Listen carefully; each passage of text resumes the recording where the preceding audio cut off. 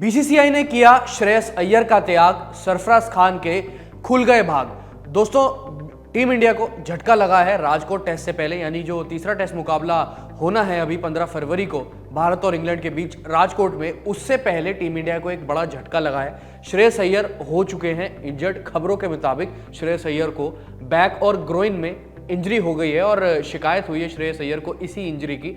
यानी जब वो फॉरवर्ड डिफेंस कर रहे थे कभी प्रैक्टिस सेशन में या सेकंड टेस्ट मैच में, जब वो बल्लेबाजी करने उतरे पिच पर, तो उनको फॉरवर्ड डिफेंस करते हुए काफ़ी दिक्कतें आ रही थी उनके ग्रोइन में भी, और साथ ही साथ उनको बैक में भी काफ़ी दिक्कत आ रही थी फॉरवर्ड डिफेंस करते हुए भी। और उन्होंने जो है बीसीसीआई को बताया कि भाई ऐसी ऐसी शिकायत हो रही है इंजरी की, और अब वो इंजरी है सच में या बीसीसीआई ने वो इंजरी बनाकर जो है मजबूरन सामने मीडिया के सामने रख दी है, या जो भी खबरें फैल रही श्रेयस अय्यर की इंजरी की, वो तीसरा टेस्ट मैच उनका खेलना डाउटफुल है। क्या वो सच में इंजरी है या सच में श्रेयस अय्यर इंजर्ड हुए हैं? बीसीसीआई ने उनकी इंजरी बता दी है, क्योंकि बीसीसीआई भी क्या करे मजबूरी में, क्योंकि श्रेयस अय्यर जो है पिछले कुछ टाइम से टेस्ट क्रिकेट में परफॉर्म करके नहीं दे रहे। अगर आप बात करें साउथ अफ्रीका दौरे की, तो वहां पर भी उनको 4 मौके दिए थे 2 टेस्ट मैचेस में, तो श्रेयस अय्यर वहाँ पर भी कोई ठीक से परफॉर्म नहीं कर पाए।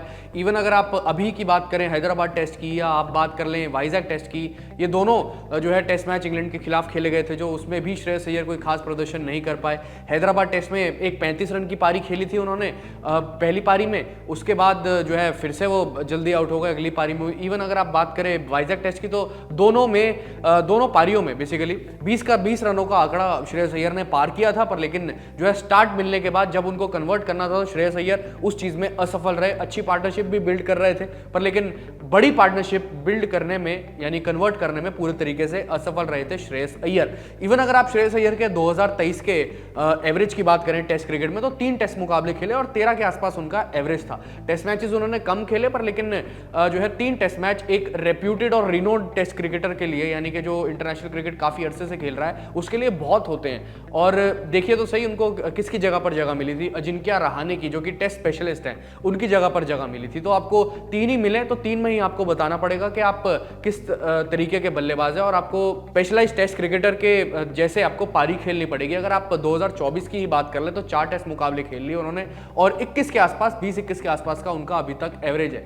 अगर आप उनके करियर एवरेज की बात करें टेस्ट क्रिकेट में, तो 14 टेस्ट मैचों में उनका 35 के आसपास का एवरेज है, जो कि बहुत कम दर्शाता है किसी भी एक 5 नंबर के बल्लेबाज के लिए। और पर लेकिन अगर आप देखें, श्रेयस अय्यर अब इंजर्ड हो गए हैं, या इंजर्ड बता दिए हैं बीसीसीआई ने, या बात कह सकते हो आप टीम इंडिया ने उनको इंजर्ड बता दिया गया है, या वो सच में इंजर्ड हुए हैं, वो तो खैर इसका खुलासा अभी होना बाकी है।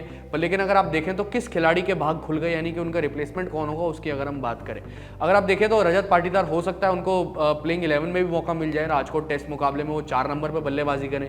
केएल राहुल अगर फिट होकर पूरे तरीके से आ जाते हैं, तो केएल राहुल 5 पर कर सकते हैं। 6 पर रविंद्र जडेजा अगर वो फिट होकर आ जाते हैं। अभी ये भी कंफर्म नहीं है पूरे तरीके से कि केएल राहुल और रविंद्र जडेजा पूरे तरीके से फिट हो गए हैं। खबरें तो आ रही हैं कि केएल राहुल और रविंद्र जडेजा जो है वो तीसरे टेस्ट में राजकोट में वापसी कर लेंगे। अगर कर लेंगे तो उसके हिसाब से 4 पर रजत पाटीदार, 5 पे केएल राहुल और 6 पर रविंद्र जडेजा। अगर मान लीजिए अगर ये इनमें से कोई फिट नहीं होता, तो आपके पास स्क्वाड में सरफराज खान भी है। सरफराज खान को खैर दूसरे टेस्ट मुकाबले यानी वाइजैक में तो बुला लिया था, पर लेकिन सरफराज खान को अगर प्लेइंग 11 में मान लीजिए जगह नहीं भी मिलती, तो एक और तरीके से उनके भाग खुल सकते हैं, यानी कि जो डायरेक्ट जो स्क्वाड अनाउंसमेंट होगा उसमें सरफराज खान का नाम हो सकता है। यानी कि पहले अगर आप दूसरे टेस्ट मैच की बात करें, तो वो उनको बुलाया गया था स्क्वाड के बाहर से, यानी कि उनको डायरेक्ट कॉल नहीं दी गई थी स्क्वाड में, पर लेकिन अब हो सकता है कि सरफराज खान को डायरेक्टली स्क्वाड में जो है एंट्री मिल जाए। तो एक तरीके से यहाँ पर ये भाग खुल जाएंगे, और एक क्रिकेटर जो कि डोमेस्टिक में जिसने इतने रन बनाए